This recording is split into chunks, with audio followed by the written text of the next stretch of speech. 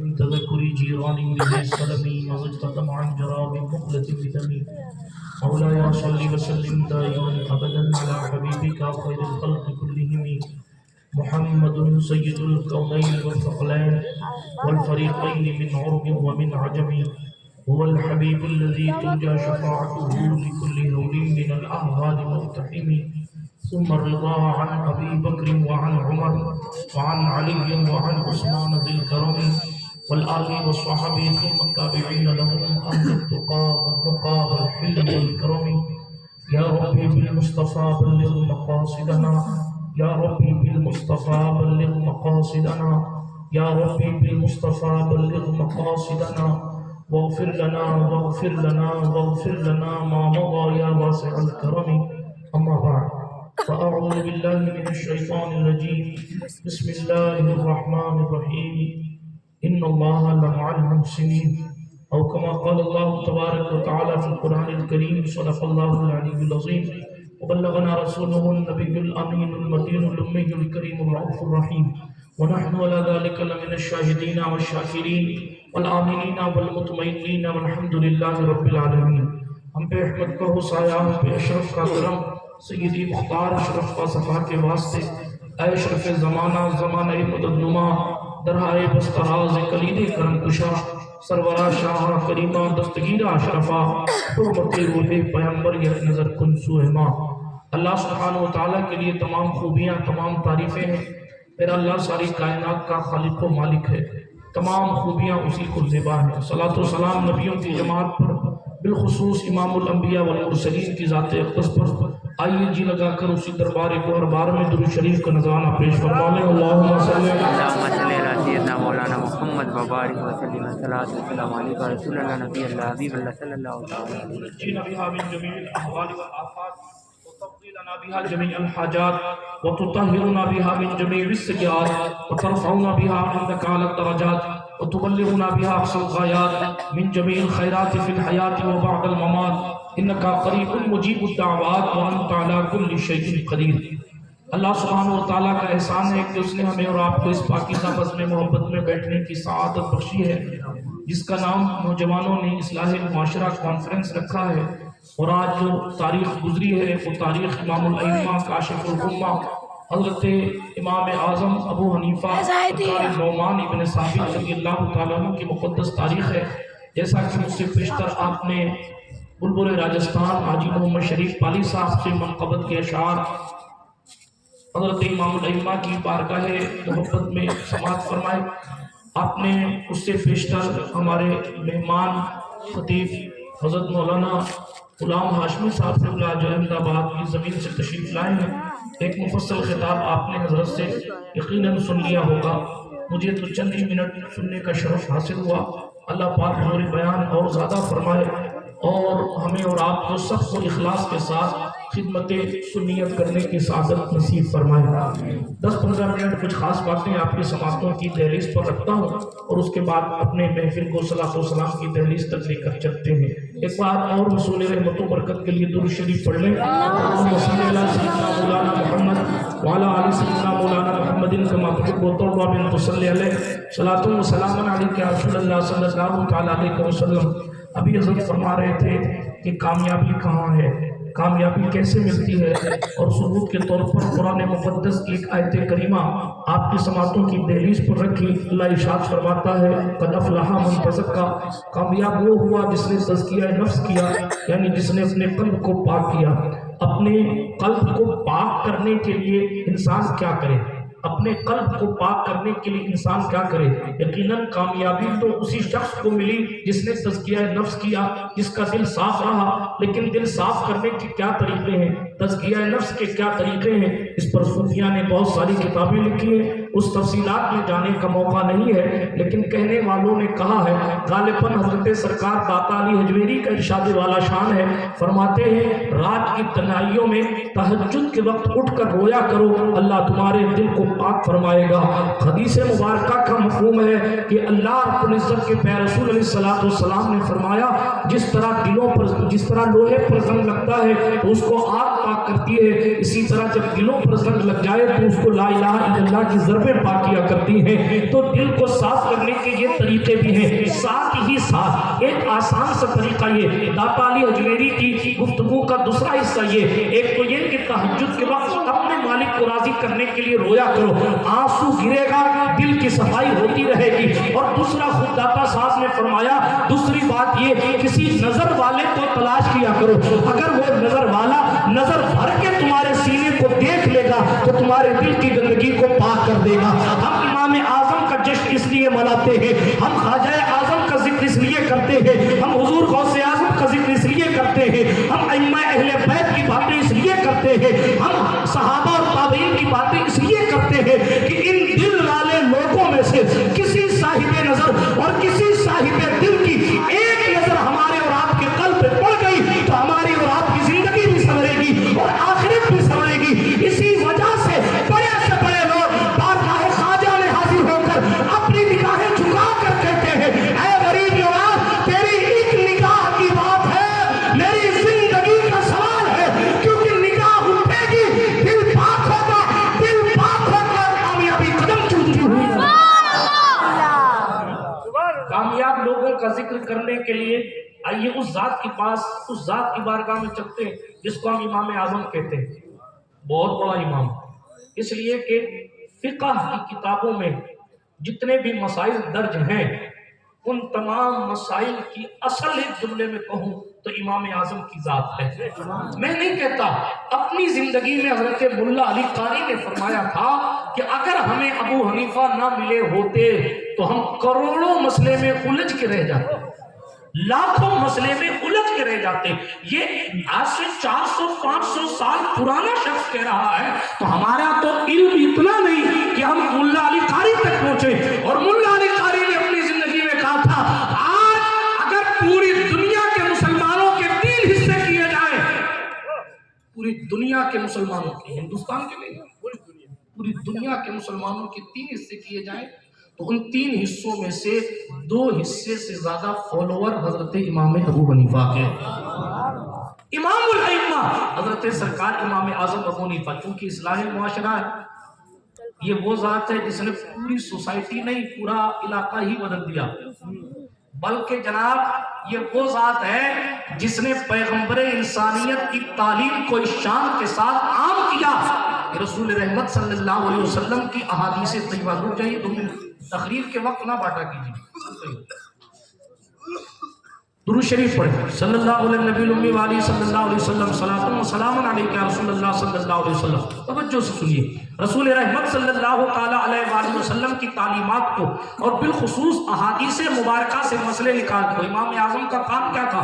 देखिए, बुखारी और इमाम आजम की ड्यूटी में फर्क है। बुखारी का काम यह है कि किसी से हदीस सुनी, उस हदीस को सुना और सुनकर अपनी किताब में नकल कर दिया, ये काम बुखारी का है। वो हदीस उन्होंने किससे सुनी, इसकी तहकीक बुखारी के जिम्मे, उसने किससे सुनी, इसकी तहकीक बुखारी के जिम्मे, उसने किससे सुनी, इसकी तहकीक बुखारी के जिम्मे, यानी मुहद्दिस के जिम्मे। ये फन्ने अस्मा व रिजाल, मुहद्दिस का काम ये है हदीस की सनद पर मेहनत करना और हदीस के अल्फाज को सुनना और आगे सुना देना।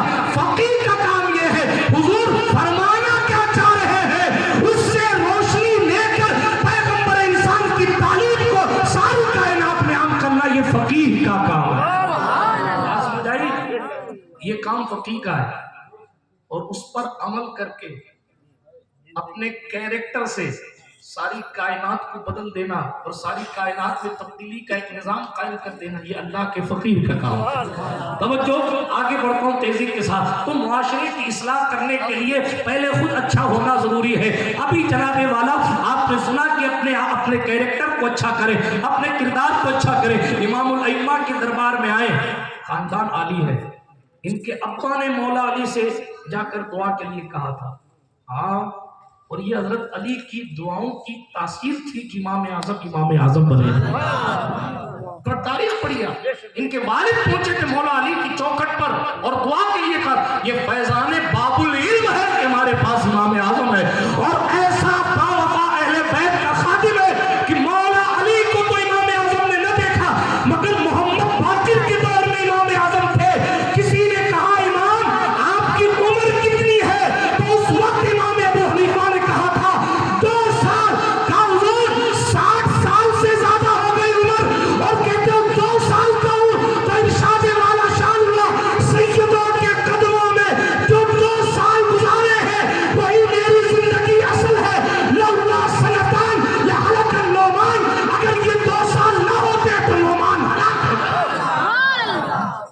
امام اعظم ابو حنیفہ ہے جس کی چوکھٹ پر مزار پر امام شافعی جاتے ہو.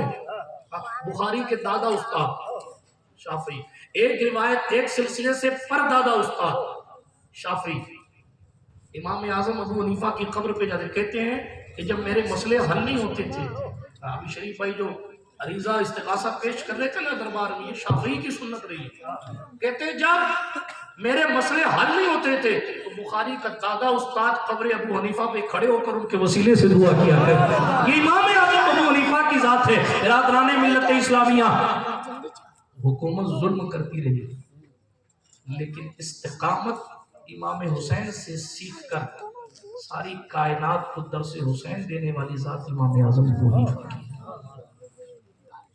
آخری بات، آخری قصہ، معاشرے کی اصلاح. وہ کسی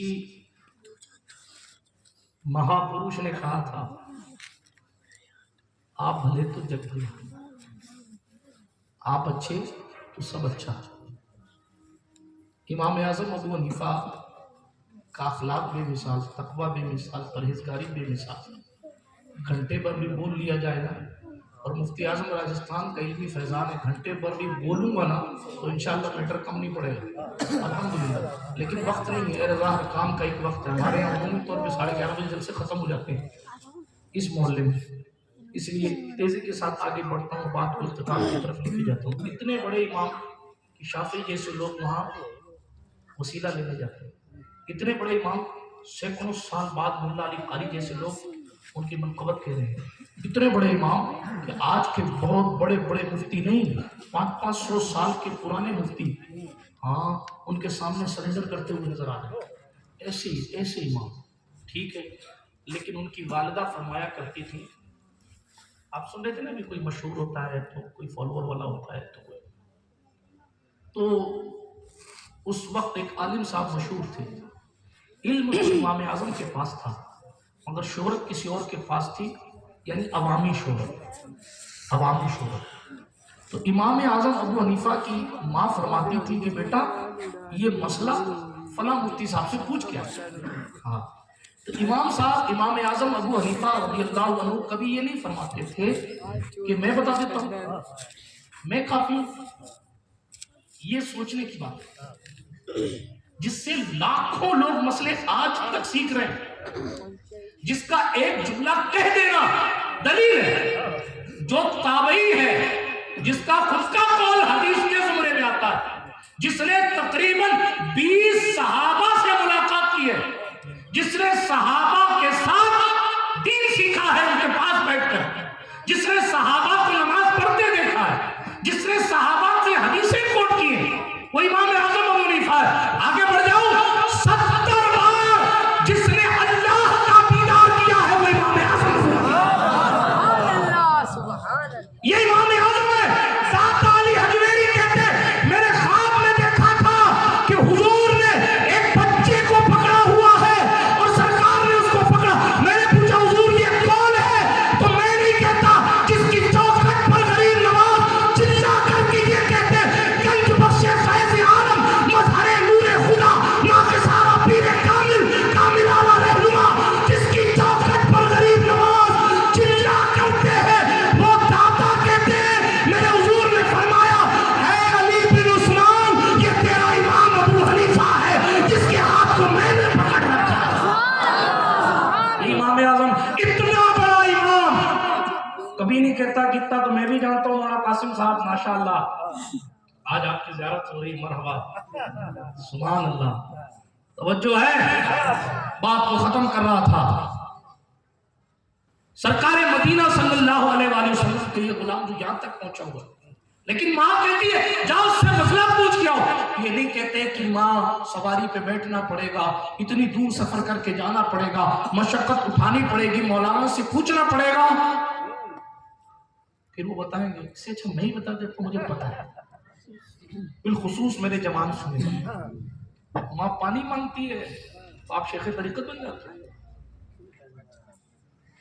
ماں کہ دوا لے آؤ، پارٹیوں میں اڑانے کے لیے ہزاروں روپے، اور ماں کی دوا اگر 100-200 کی آ گئی تو پورے گھر میں انقلاب لانا ضروری ہے کہ میں نے 200 روپے کی دوا تیری خرید کے دی ہے. بیٹوں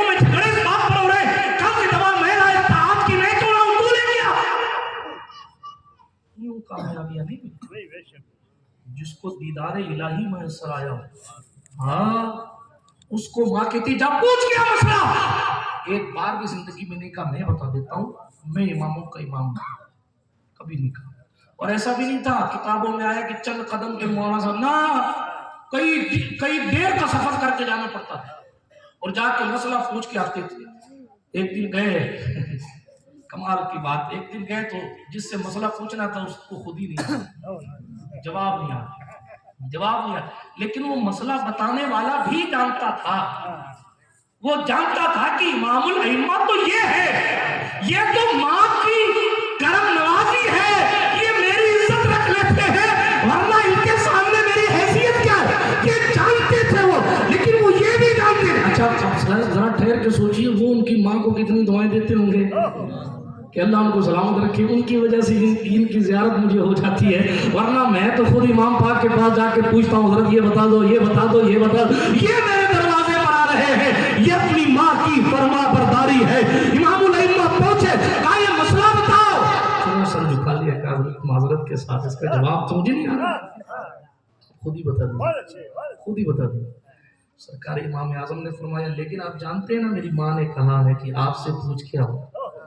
تو اگر میں خود بتا دوں گا تو اس کو کیا جواب دوں؟ یہ ہے ایمانداری، یہ ہے اخلاص. جو اپنے ماں باپ کے لیے مخلص نہیں ہو سکتا نا، وہ ہمیں فالو کرے یا ہمارے لیے سر کو جنابے والا سواری بنا کے اٹھا لے، کوئی لینا دینا نہیں. جو اپنے ماں باپ کا نہیں ہو سکا وہ ہمارا کیا ہو سکتا. اور ویسے بھی صوفیہ کا یہ طلب، مخلوق کی طرف راجع ہونا ہمارا کام نہیں. اگر ہم مخلوق میں الجھ جائیں گے تو خالق کی طرف کا راستہ ہمیں بھول جائے. جو ڈرتے تھے دنیا سے انہیں کھا گئی دنیا، جو ڈرتے تھے خدا سے وہ چھا گئے دنیا. نسخہ لے کے جائیے، کامیابی کا نسخہ یوٹیوب نہیں ہے، کامیابی کا نسخہ فالوئنگ نہیں ہے، کامیابی کا نسخہ پیچھے بھاگنے والے یا ہاتھ چومنے والے لوگ نہیں ہیں. اصل مسئلہ یہ ہے کہ اگر مقبولیت من جانب اللہ ہے تو یہ سب چیزیں خیرات میں آ جاتی ہیں. لیکن اس منزل پر پہنچ کر بھی کبھی طلب شہرت کی طرف نیت نہ کی جائے. اگر یوٹیوب چینل پہ بھی بیان دیا جائے تو نیت یہ رکھی جائے کہ خدمت دین کا تصور ہے کہ دین کی بات عام کروں گا اور اس لیے عام کر رہا ہوں تاکہ دوسرے لوگوں تک پہنچے. اور اگر نیت بدلی تو پھر رام لال کا ڈنڈا بھی پڑ سکتا ہے. اللہ نیتوں کا جاننے والا. آپ کو ختم کر رہا تھا یہ کہتے ہوئے امام الائمہ ان سے کہتے ہیں صاحب جواب دے دیجئے. کہا میرے پاس تو جواب ہے، آپ کیا کریں، امی کو بتانا پڑے گا. آج تو راز فاش ہو جائے گا، آج تو راز فاش ہو جائے گا کہ ان کو پتا نہیں تھا تو میں نے بتایا. تو وہ بھی ہوشیار تھے، بڑے عالم تھے. انہوں نے کہا حضرت ایسا کر لیجئے کہ آپ اس کا جواب مجھے دے دیجئے، بتا دیجئے تاکہ میرے علم میں اضافہ ہو جائے. جب مجھے آپ بتا دیں گے جواب، اسی جواب کو میں اپنی زبان سے دہرا دوں گا. جب آپ کو وہ جواب دہرا دوں گا تو آپ اپنی ماں سے جا کر کہہ سکیں گے کہ ہاں مولانا نے یہ جواب بتایا ہے. حضرت امام اعظم نے اس میں بھی سنکوچ نہیں کیا کہ میری کریڈٹ تیرا کیسے. یہ بھی تو مسئلہ لفڑا ہے، محنت میری کریڈٹ دے رہا ہے ایسے کیسے. ارے جواب میں بتاؤں گا تو میں ہی امی کو جا کے کہوں گا کہ میں نے بتایا. لیکن نہیں، اخلاص اسی کا تو نام ہے، صاف نیتی نیک دلی اسی کا تو نام ہے. فرمایا بالکل صحیح ترکیب بتائی ہے. امام اعظم نے جواب دیا اور ان مفتی صاحب نے وہ جواب دہرایا، اپنی ماں کے پاس آئے اور جواب دے دیا. وہاں ہوا کیا تھا یہ بھی ماں کو نہیں بتایا. یہ ہے امام اعظم ابو حنیفہ. معاشرے کی اصلاح جو کرنی ہوتی ہے تو ہمیں اور آپ کو آج کے دور میں گرم گرم جملوں کے ساتھ نرم نرم گفتگو کی ضرورت ہے اور نرم نرم کردار کی ضرورت. اگر کردار ہم نہیں پیش کر سکے تو حالات کیا ہے وہ ہماری نگاہوں کے ساتھ. کردار پیش کر کے لوگوں نے یہودیوں کو اپنا بنایا، مسلمانوں کو اپنا بنایا. امام الائمہ کے پڑوس میں ایک شخص رہتا، رات کو چیختا پکارتا ہاں ہوں کرتا تھا، ان کی عبادت میں خلل ہوتا تھا مگر کبھی بددعا نہیں کری. ایک دن رات میں آئے تو کیا دیکھا کہ وہ آواز نہیں آئی. صبح اٹھے تو پڑوسیوں سے پوچھا کہ وہ پڑوسی کا کہ رات کو چلاتا تھا، میری عبادت میں خلل ہوتا تھا. یہ نہیں کہا میری بددعا کی وجہ سے اس کا بیڑا غرق ہو گیا. ہاں کہاں گیا وہ؟ کہا اس کو پولیس پکڑ کے لے گئی. کہا کیوں؟ کہا وہ رات کو شور مچاتا تھا نا حضرت، اس لیے پولیس پکڑ کے لے گئی. ہم ہوتے تو خوش ہو جاتے، چلو اچھا ہوا بلا کٹی، مگر ان کے رتبے ہیں سوا ان کو سوا مشکل ہے. حضرت امام اعظم پہنچ گئے، خلیفہ کو پیغام بھیجا، اس وقت وہ قاضی القضات جس نے جج کا پد عہدہ خلیفہ وقت کو منع کر دیا کہ مجھے جج نہیں بننا، وہ قاضی آج خود چل کر تیری دہلیز پہ آ رہا۔ خلیفہ حیران، امام اعظم خود آ رہے، کہاں آ رہے؟ کہا پھر سارے دربار کو کھڑا کیا، کہا قالین بچھاؤ دور تک جو اس دور میں میسر تھی، اور سنو امام، یہ علماء کی عزت تھی، امام اعظم کو سواری سے نہ اترنے دینا، ان کی لگام کو پکڑ کے میرے دربار کے دروازے تک لے کے آنا۔ امام الائمہ کی تشریف آوری ہو رہی ہے، دروازے تک امام کی سواری آئی، خلیفہ نے کھڑے ہو کر استقبال کیا، کرسی پیش کی، کہا میں کرسی پر بیٹھنے نہیں آیا، سرکار کرم کیسے فرمایا؟ کہا میرا ایک پڑوسی اس کو رات کو تمہارے اہلکاروں نے پکڑ لیا، سنا رات کو آپ کو پریشان کرتا تھا اس لیے ہم نے پکڑ لیا، کہا مجھے کوئی شکوہ نہیں ہے، میں گزارش کر رہے ہیں اس کو فوری طور پر رہا کر دیا جائے۔ خلیفہ نے کہا حضور آپ میرے گھر آئے، میرے دربار میں آئے، آج جتنے قیدی پکڑے گئے میں سارے کو رہا کرتا ہوں، سارے کو رہا کرتا ہوں۔ امام اعظم نے پھر رہا کرانے والے کے سامنے سینہ چڑھا کر کے نے کہا دیکھ میں نے چھڑوا دینا، اپنی سواری میں بیٹھے روانہ، وہ ادھر چھوٹ گیا، دوڑتا ہوا آیا، امام الائمہ کی سواری کے سروں کو پکڑ کے کہتا ہے سرکار کوئی خطا ہو گئی؟ کہا نہیں تو بتا مجھ سے کوئی خطا ہو گئی، میرا راستہ کیوں روکتا ہے؟ کہا مجھے مار سے بچایا، جیل سے بچایا، قید سے بچایا، یوں ہی چہرہ پھیر کے جا رہے ہو، میں تو معافی چاہتا ہوں۔ امام اعظم نے فرمایا بھائی میں نے تو کچھ تجھے کہا نہیں، کہا آپ نہیں کہہ رہے، یہی تو مسئلہ ہے، آپ کو جانے نہیں دوں گا جب تک کہ دعا کر کے میرے دل کو پاک نہیں کر دیتے۔ آئیے کلمہ پڑھتا ہوں اور میرے لیے دعا کرے۔ یہ امام اعظم تھے جن کی زندگیوں کی شان یہ تھی کہ انقلاب ایسا برپا کیا کردار میں، کردار سے کہ آج تک اس کی خوشبو محسوس کی جاتی ہے۔ خود غریب نواز جس کی تقلید کرتے تھے، امام اعظم وہ خلیفہ کی ذات، منزل روحانیت اللہ جانے، لیکن تقلید کی منزل پر امام الائمہ، امام اعظم کے مسائل فقہیہ پر حضرت سرکار غریب نواز کا عمل تھا۔ اللہ پاک ہمیں اور آپ کو امام الائمہ سے سچی عقیدت اور ان کے مسلک پر سچی استقامت نصیب فرمائے۔ گفتگو کے درمیان کوئی جملہ غیر شرعی نکل گیا ہو تو مالک معاف فرمائے۔ استغفر اللہ تعالی ربی من کل ذنب واتوب الیہ، اشہد ان لا الہ الا اللہ وحدہ لا شریک لہ، واشہد ان سیدنا محمد عبدہ ورسولہ، وآخر دعوانا ان الحمد للہ۔